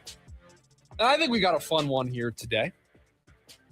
Spring training, pitchers and catchers reporting. Spring training officially underway across the sport of baseball. So I thought it would be great. And I thought this yesterday. This was before we got the news about Corbin Carroll. Top 5 spring training storylines for all the teams, or for the Diamondbacks. We may need new music. This is kind of a football list music. It really is. I was just thinking that. But we don't really have, we've got the buy or sell music. I don't know why I have this on the board. I don't remember. Or if I do, it's just not like I have the Days of Our Lives theme song on the board. Why? Let's figure out what part of the Days of Our Lives theme song that I cut. With this bad situation. That's not even Days of Our Lives. That's Brian Windhorst. So it's not even that. So it's tagged wrong in the system. So I don't even have that music in there. I have the intro, I have the outro, I have the NFL music bet, I have buy or sell, and I have got this current list music. But we'll need some different list music for non-football related lists. But all right, we'll do it anyway. I've got the traditional, the 3 HMs, the top 5 Want to go first? Do you want me to go first? You can go first. My 3 HMs. Top 5 spring training storylines for the Diamondbacks. The young pitchers. One of my HMs. Can any of these young pitchers on the starting pitching side emerge? Because I like Merrill Kelly at the top. I think Ryan Nelson's a really good middle of the rotation starter. Brendan Pfaadt. They're going to get Corbin Burns back, but the future. Cole Drake, Mitch Bratt, the guys they traded for at the deadline last year. Can any of these starters, this is the year where they're supposed to kind of flourish, blossom into contributors. Can we start to see the signs of that here in spring training? Again, they've got a rotation for the start of the year. That's why it's an HM, not in the top 5. The top 5 are things that I think are pressing. I have the pitchers, the young pitchers, starting pitchers as one of my HMs. You want to do all 3 of my HMs? Yeah, I mean, I had this very similar. I had back-end starters written as an HM. I have Geraldo Perdomo as an HM. Interesting. Because I'm not worried about Geraldo Perdomo, but I think it is a fair storyline to wonder, what does the follow-up to last year look like? He was so good last year. Yeah, you feel like it's impossible to get the same year. And so it's just a question that I have. Now, I expect him to be great. I expect him to be excellent at shortstop once again. I expect him to produce at a somewhat similar level offensively, but what does it look like in a follow-up year? Again, I'm not super concerned about it. That's why it's an HM, but it is something that is on my mind as we head into spring. And my last thing is the young first baseman. I know Tyler Locklear is not going to be participating in spring training, but you have Adrian Del Castillo who could play a little first base. You have Pavin Smith who's looking for a home, probably going to profile more as the DH. You've got Carlos Santana out there at first base. What does that position look like? And with Carlos Santana playing in the WBC, who takes advantage of the reps over at first base? Those are my 3 HMs. Yeah, very similar. I think you're going to find my last 2 interesting. My next 2. Similar to first base for you, and you'll see I do have first base on my list. Okay. But Nolan Arenado, what can he give us offensively? Right? And he's going to play in the WBC, so we'll see it kind of in a different factor. But what can he give you offensively? How does the bat look in spring? How does it look in the WBC? I tell you, I didn't do it, but I almost considered making one of my spots just Nolan and Carlos Santana. What do you get from those guys? I thought about combining both of them and then taking first base out. But I think first base is its own conversation because of the other guys that are going to compete for that spot. Can you actually get something from Pavin? And when we'll get into that, I kind of got off on it. And my last HM is Jonathan Loaizaga. I have Loaizaga kind of tied into another one. This is a dart throw at a dartboard, and if it works out for this team, it could really work. It could really work. My number 5. Higher on my list. Where does he play? How good is he? Can you get more offensively? Is he a positive defensively? Because he's not going to play the position that he's supposed to play. He's going to be playing a new position. Maybe he's your DH. If he's your DH, can he hit? Jordan Lawler having a good spring is critical to his success. Usually you don't care about spring stats. I care about Jordan Lawler's spring stats. Correct. I want to see him have some positivity, some positive momentum going into the season. I have Lawler at number 5. My number 5 is the first base spot.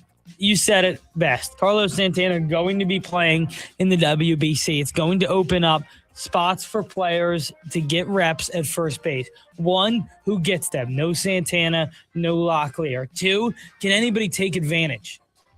Can anybody take advantage of either making this roster or gaining significant playing time at first base? That's going to be a big question for the Diamondbacks because, in all honesty, I like Carlos Santana defensively, but how many games can he give you over there at first base at his age? My number 4, the young position players in the system.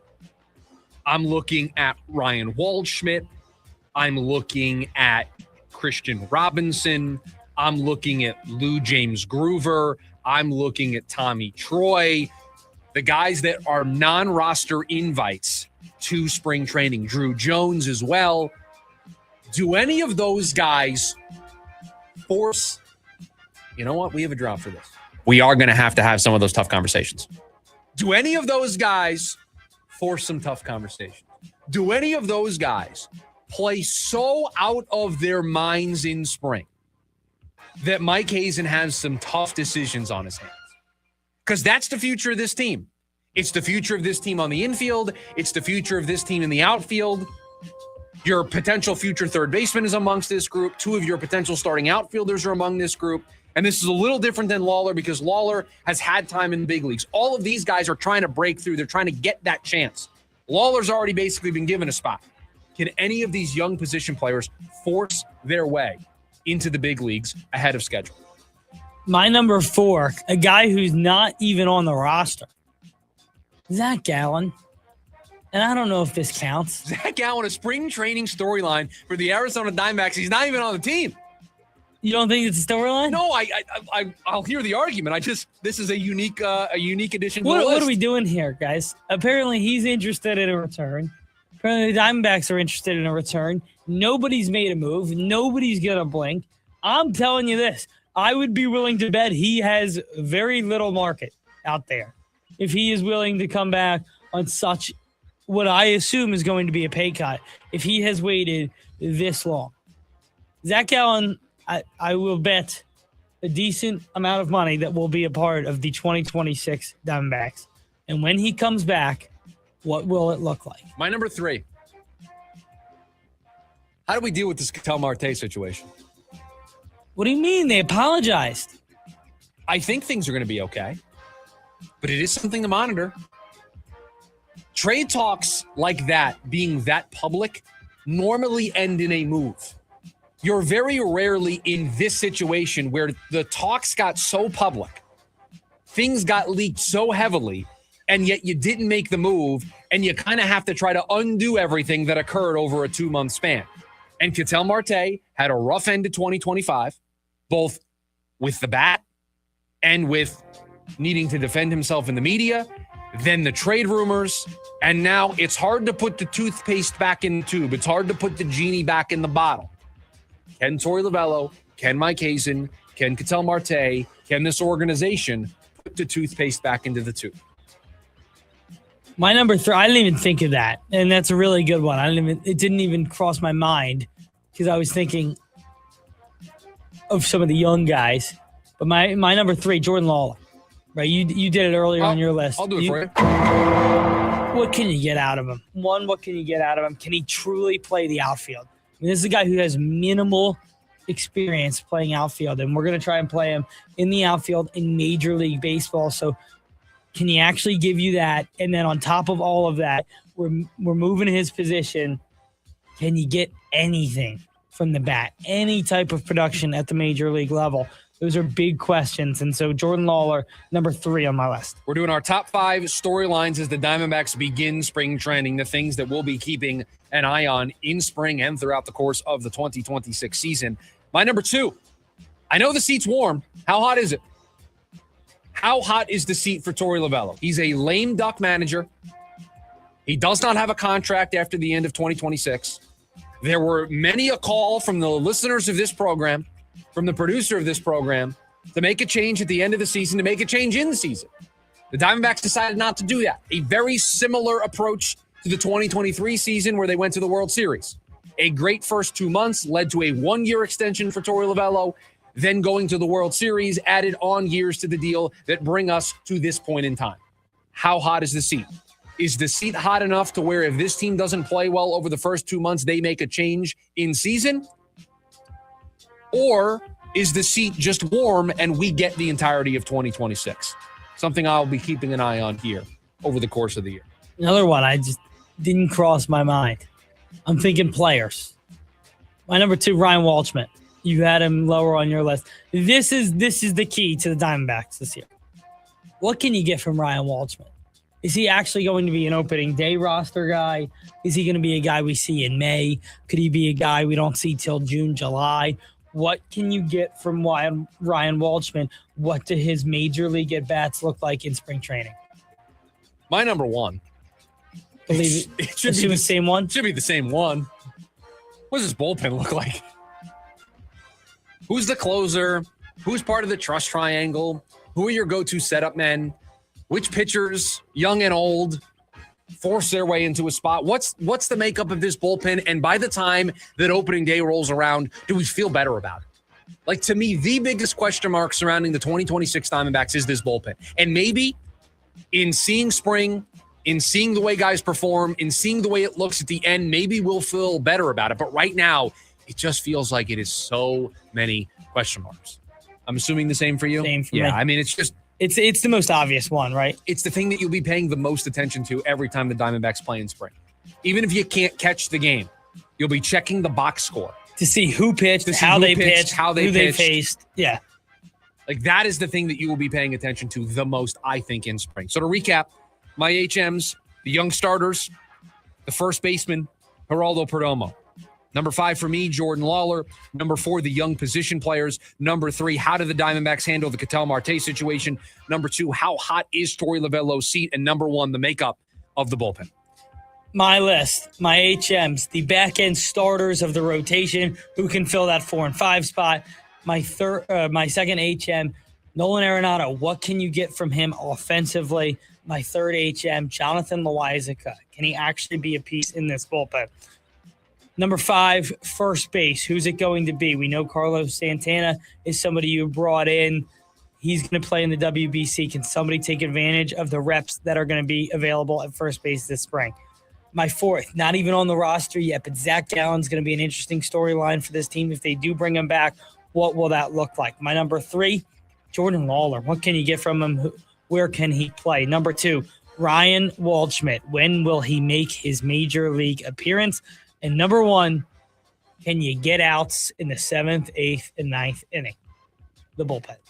So there you have it, the storylines that we'll be paying attention to throughout spring training, throughout the course of the season. And think of this as an appetizer. These are the things we're going to be discussing here on this program over the next couple of weeks. We're going to dive into the bullpen. We're going to dive into how do you fix the Ketel Marte situation if it needs to be fixed. We're going to talk about all of this stuff as spring rolls around. So consider this the table setter, the appetizer for what we are going to discuss when it comes to Diamondbacks baseball here all throughout spring. 480-864-1060 is the phone number for you to join us here today on the program. Make sure you download the free KDUS AM 1060 app so you can take us with you on the go. And for listening on the KDUS AM 1060 app, you have a chance to listen for your chance to win 2 tickets to the MLB Players Trust, the Playmakers Classic at Warehouse 215 on Wednesday, February 18th. 3 hours of nonstop experiences and excitement, live performances, live broadcasts. Fanatics is going to have experiences and activations. We've got your chance to win a pair of tickets for the MLB Players Trust Playmakers Classic, Wednesday, February 18th at Warehouse 215. When we come back, the Suns, they will be playing the top seed in the West tonight. What will they have in the tank? That's next, the lunch break, KDUS, AM 1060. The 2026 ASU baseball season begins this Friday on KDUS AM 1060. Join the Sun Devils and head coach Willie Bloomquist for another season at the ballpark as they look to start 2026 with a win against Omaha. Join the voice of the Sun Devils, Tim Healy, with the call live from Phoenix Municipal Stadium. It's ASU versus Omaha this Friday night. Pregame at 6:15 p.m. and first pitch of the season at 6:30 right here on KDUS AM 1060. Online at KDUS1060.com and on the KDUS app. We're chatting with our guest, always safety first, 811 Megaphone Man. Call 811 before you dig. You know, straight from your mission of letting homeowners, landscapers, and excavators know you should always call 811 before you dig. Call 811. Call for both small and big jobs. And 2 working days in advance? 811. Any parting words? And I'm guessing they will be. Call 811 before you dig. Brought to you by Southwest Gas. 811. Chicago Sticks, the Windy Cities Tour. Finally, 2 iconic bands together for the first time. September 1st, Mortgage Matchup Center. Tickets on sale now at livenation.com. Don't miss Chicago and Sticks. All the hits. Your kind of tour. A noisy garage door is a cry for help that often requires only simple maintenance. However, if left untreated, could lead to costly repairs. Hi, I'm Tommy Mello from A1 Garage Door Service. Don't wait until a simple garage door repair becomes a major problem. If your garage door is noisy, if bugs are getting in, or if it struggles to open, your garage door is in need of repair. From simple repairs to upgrades, it's A1 from day one. We fix garage doors fast and with quality parts designed to last a lifetime. Our springs, rollers, and openers are tested by running them up and down, open and closed, all day, 24/7, so you can feel confident with every A1 garage door repair. Replacing the bottom rubber on your garage door can have a huge impact on the number of bugs you see in your garage and in your home. Keep those creepy crawlers outside by calling A1 Garage Door Service today and receive the best service, best parts, and best warranty in the industry. A1Garage.com, A1 from day one. Call today and take advantage of our $29.95 tune-up special.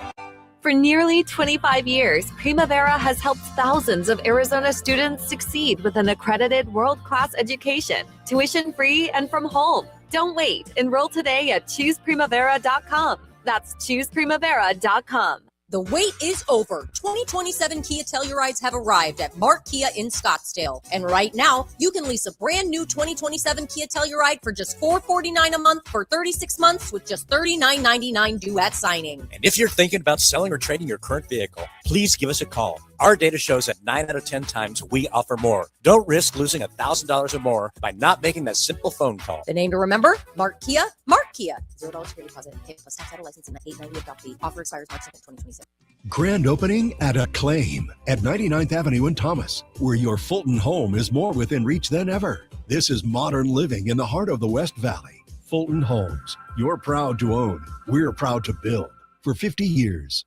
The 2026 ASU baseball season begins this Friday on KDUS AM 1060. Join the Sun Devils and head coach Willie Bloomquist for another season at the ballpark as they look to start 2026 with a win against Omaha. Join the voice of the Sun Devils, Tim Healy, with the call live from Phoenix Municipal Stadium. It's ASU versus Omaha this Friday night. Pregame at 6:15 p.m. and first pitch of the season at 6:30 right here on KDUS AM 1060. Online at KDUS1060.com and on the KDUS app.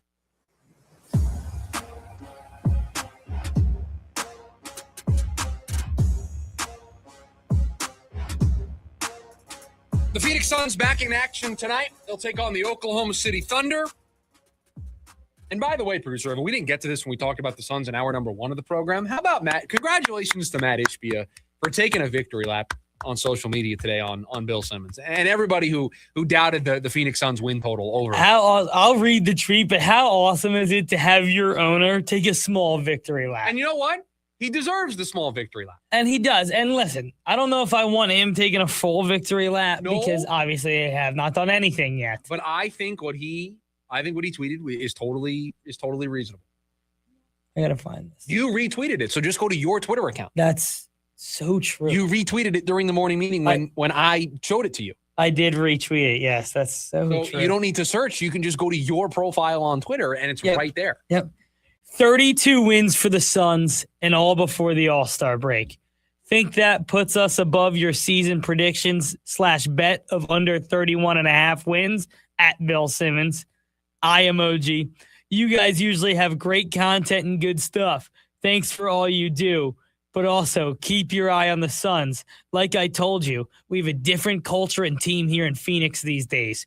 We still have a long way to go, but we are working hard to get there. Go Suns. Nothing wrong with what he tweeted. Nothing wrong. Nothing wrong. Taking the small victory lap of, I said we were going to change this culture, and you're seeing it. Now, it's just one season. It's not even a full season. It's 54 games, right? There's still a long way to go, but it's night and day, the difference, the feeling around this organization compared to where they were in the summertime. And that leads us into talking about tonight's game because they will take on the Oklahoma City Thunder, a team that they've already faced 3 times this season. Back in November, they played them close 123-119. If you'll remember, that was the final game of the group stage of the NBA Cup. And by playing them close and competitively, that's the thing that got the Suns over the hump. They lost their second meeting against them, which was in the NBA Cup. They got blown out 138-89, but they were shorthanded in that game. And then they beat them the last time they played here in Phoenix back in the beginning of January, a little over a month ago. They won 108-105.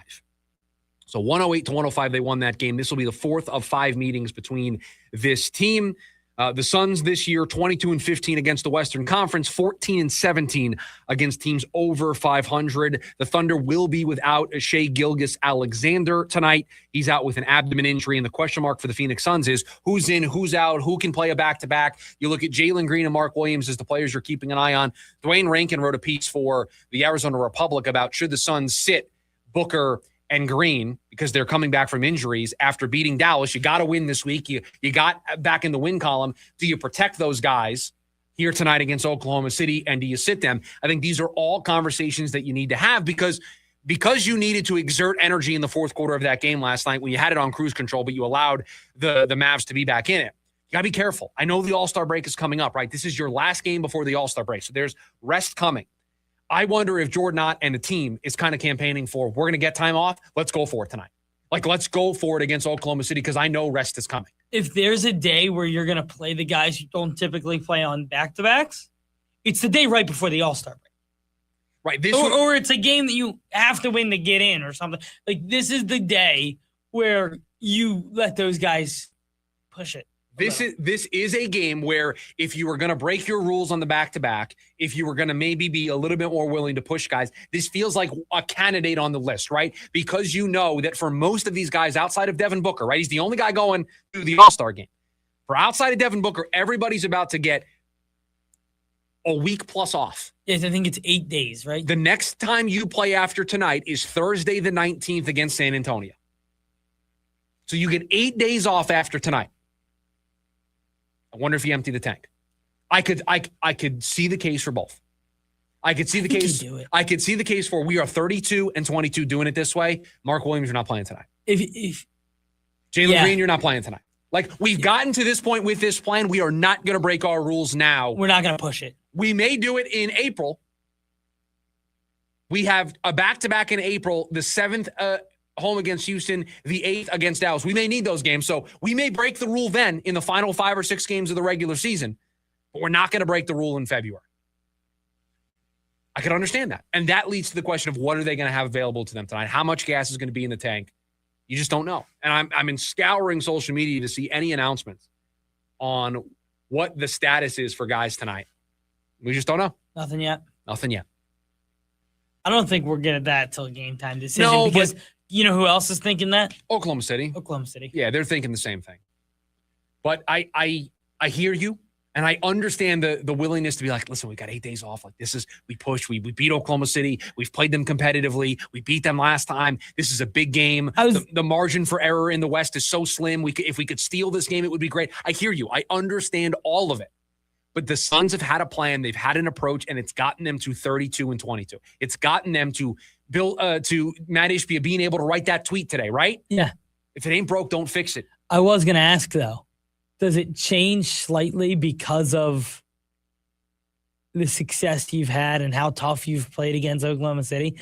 Like, are you more willing just because, man, I've been there with Oklahoma City a couple times? I can understand the thought crossing your mind. It is a real tough balancing act of, this is a time to maybe break our rules because we have 8 games. We have 8 days off after this, but also us structuring our season this way and being careful on back-to-backs and really kind of taking our time with some of our more injury-prone players. It's allowed us to be relatively healthy, right? Relatively healthy. To this point. To where we're 32-22. We're a half game out of the 5 seed. We've been playing great basketball. I'm not going to mess that up by pushing a button I haven't pushed all season. Fair. I don't know. I could go both ways. For me, I'm more of a risk taker. I'd push the envelope tonight. I think I would too. I'm at home. I've got 8 days off. I didn't have to travel. No SGA on the other side. Like, I'd go for it. I'd take the swing. This is where I think I'd play everybody. But I'm not the person who's getting paid millions of dollars to make these decisions, and I'm just a radio host that can have that opinion, and there's no downside for me having this opinion. Correct. Right? Like, there's no risk for me to have that thought. For Jordan Ott, if he gambles and he's wrong and Mark Williams gets hurt or Jalen Green gets hurt or Devin Booker gets hurt, and now you're without those guys, very different look. You can flush a season down the tubes. I can say it sitting here because I don't have to deal with the ramifications if I'm wrong. Like, if they go out and they do this tonight and they get hurt, I get to sit here and do my job. I get to sit here and be a sports talk radio host. Jordan Ott's got to try to be a coach now for a team that had some evolving expectations, now loses a player. So I could see it both ways. 480-864-1060 is the phone number for you to join us here today on the program. We will more than likely, unless another injury piles up for the Arizona Diamondbacks, be opening the show tomorrow, talking about the Suns as they take on Oklahoma City as they wrap up what is the first half, in air quotes, because it's more than halfway through the season, but the first half of the season concludes tonight when they take on Oklahoma City. When we come back, it is all the stories we didn't get to here today on the program. We call them the leftovers, and we will get to them next. It's the lunch break, KDUS, AM 1060. James Out West, your desert destination for sports here in the Valley. Not surprised that the Cardinals aren't in. They fired their head coach. Kyler Murray's probably on his way out. It is what they like to call Black Monday. I'm kind of surprised by the Raheem Morris one in Atlanta. It's only been how long? Year? 2 years. So maybe that one. Pete Carroll gone. I told you from the jump when they hired Pete Carroll, I didn't like the hire. I think he's past his due. Let him go after year one. You might as well have kept the guy you had before and saved a bunch of money. Every other Monday night from 6 to 7 p.m. here on KDUS AM 1060. This Valentine's Day, fall in love with big giveaways at Ponco's grand opening celebration. Join me, the Shanman, and 98 KUPD at Ponco Cave Creek Saturday, February 14th. The grand opening runs from 10 a.m. until 2 p.m., and I'll be there from 11 a.m. until 1 p.m. near Cave Creek Road and the 101. Score hourly giveaways including diamond jewelry and firearms, plus huge in-store deals, fast loans, and top dollar for items you want to sell. Bring the whole family for food trucks, music, and fun all day long. Don't miss Ponco's Valentine's Day grand opening. Details at azponco.com. The other day, I couldn't find my belt, and my wife found my belt, and as she brought it to me, she said, "Where would you be without me?" And I wanted to say, exactly here without the belt. In fact, I would have the belt because I would know exactly where it was in yesterday's pants on the floor. But now, we're not allowed to leave yesterday's pants on the floor, so I need a National Treasure-style map to find my one lousy belt. Seth Meyers, live on stage, Saturday, March 14th, Talking Stick Resort. Tickets are on sale now at TalkingStickResort.com. Renaissance Festival is back. Weekends now through March 29th. Be ready to have a great time. Amazing adventure awaits the entire family. New shows, shopping, jousting nights, non-stop feasting. Leave your cares behind. Happiness reigns at the Renaissance Festival. It's fun and affordable. Visit now through March 29th. Discount tickets available at Bashas' and Food City or online at arizona.renfestinfo.com. Presented by Delta Airlines, Bashas', Food City, Pepsi, Budweiser, and Guinness. Huzzah! The garage door springs that come standard with most homes don't last. And when they fail, it's not just inconvenient, it's dangerous. Hi, I'm Tommy Mello at A1 Garage Door Service. Our springs are the toughest in the industry, backed by our lifetime warranty. That's right. Fix them once and you're covered for life. Don't risk your family's safety or your peace of mind. Let A1 replace your springs before they become a problem. From repairs to upgrades, it's A1 from day one. A1 from day one. KDUS AM 1060 is your home for the Jim Rome Show. I'm not here to bury Mike Tomlin, but the fact is, this absolutely is the right move. He did the right thing, and he fired himself. All good things come to an end. Going a decade without winning a single playoff game is not meeting the standard. The Jim Rome Show, 1 to 4 p.m. Monday through Friday, here on KDUS AM 1060. Online at KDUS1060.com and on the KDUS 1060 app.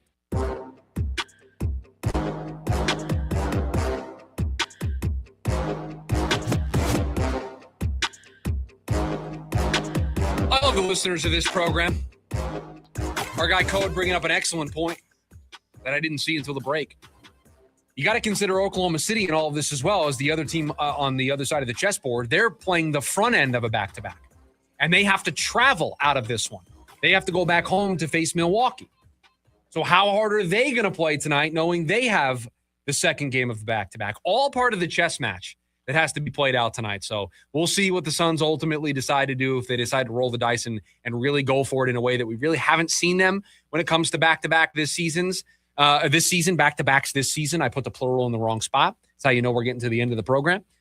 So we'll see. We'll talk about it on tomorrow's program. I can't blame them either way, right? I don't think it's something where tomorrow I'm going to come in here and if they decide to play it safe with guys, I'm going to be overly critical. I think that would be unfair, right? I think that's just being too harsh. I understand why they would want to play it more cautiously because it's kind of been the way they've done it so far this season, and you can't really argue with the results, right? That's what I was going to say. Can't argue with the results. You can't argue with the results.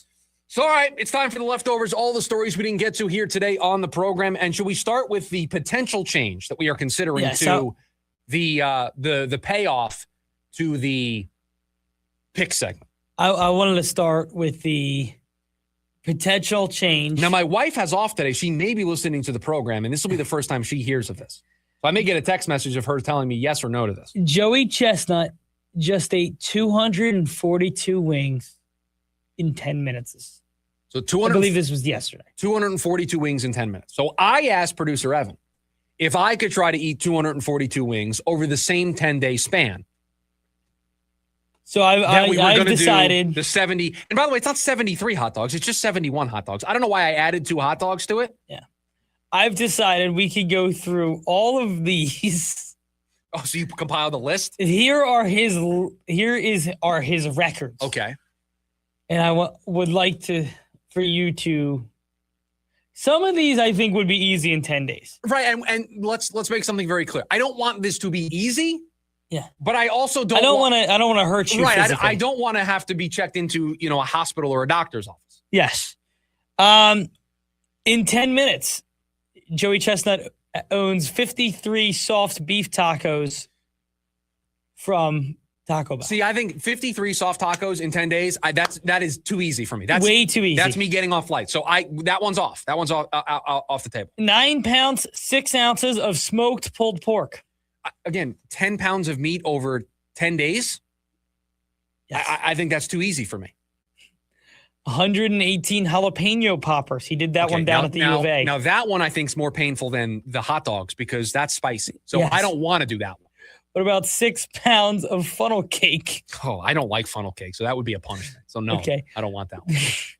384 Daily Foods gyoza. What is that? I don't know. No, thank you. 43 pepperoni rolls is too easy. That's too easy. 47 grilled cheese sandwiches.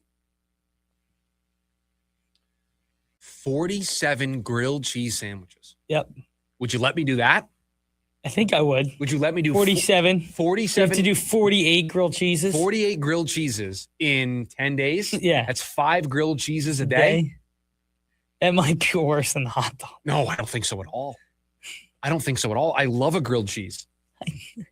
No, but there's more you can do with the hot dog. No, I think the grilled cheese is so easy. 14 and a half. So this is, by the way, this is. So hold on.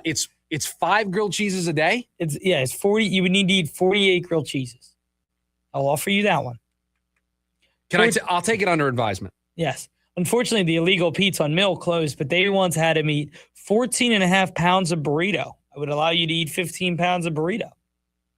That'd be tough to measure. I'd have to measure each burrito. You'd have to weigh. 257 Hostess donuts. So right now, I'm considering the 71 hot dogs. Yeah. I'm just going to read you some of the best ones. The 245 wings. Okay, I'll let you eat 45 pulled pork sandwiches. So you need to eat 46. That feels hard. I got to tell you, I think that might be easier than the hot dogs. What about 81 waffles? Oof, I don't like waffles, and that's a lot of carbs. That's tough. Because there's not much there. That's hard. There's not a lot you can do creatively with that. But I just want to say, if you do the pulled pork sandwiches, you have to stick to that because there's a pulled pork option, which is just 10 pounds of pulled pork. I'll do 10 pounds of pulled pork over 10 days. That's easy. A pound of pulled pork a day, I could do that. That's way too easy. Yeah. I almost won't offer you. No, you shouldn't offer me that. I think the ones. Okay, here's the ones we're down to. Okay, so I think these are the ones that are fair. I think the 71 hot dogs. 71 hot dogs. Which was the original thought, but then Joey Chestnut decided to create another record, 245 wings. I think that's reasonable. It's 25 wings a day. That's a lot of 243 wings. wings. And we have decided that if I pick that one, it cannot be boneless. And then the other one we can do. Well, you said the grilled cheeses was okay. And you can do the 48 grilled cheeses. So those are my options. I'm giving you these options. I would love to see what the YouTube chat has to say. 48 grilled cheeses. I kind of think I want to do the grilled cheese. 5 grilled cheeses a day, though, is tough. It's a lot of carbs. Because it's a lot of carbs, but more importantly, with a hot dog, you can create a breakfast dish around a hot dog.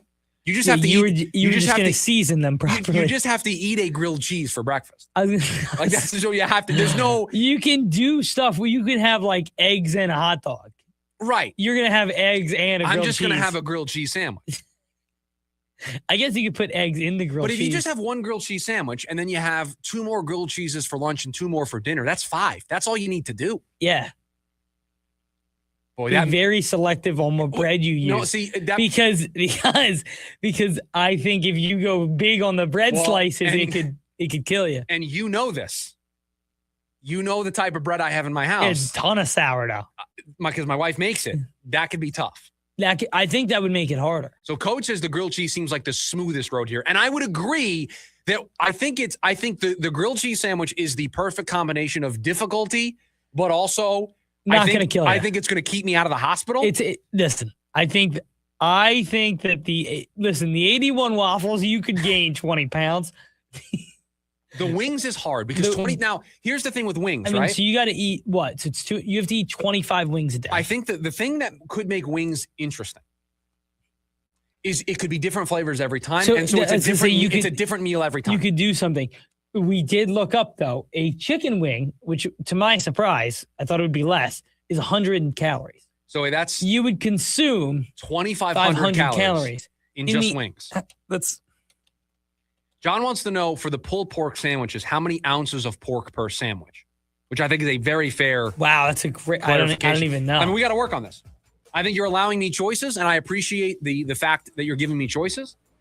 About 300 to 400 calories in a standard grilled cheese. It'd be 2,000 calories. You would consume 500 less calories. But still a lot of calories. Yes. I have a decision to make. And I can decide whenever I want. Until the hot dogs roll around again, until the 4th of July. That's going to do it for us here on the Wednesday edition of the program. Jim Rome, he's coming up next. Producer Evan, thank you for all that you do. Everybody have a great rest of your Wednesday. We'll talk to you tomorrow. See ya.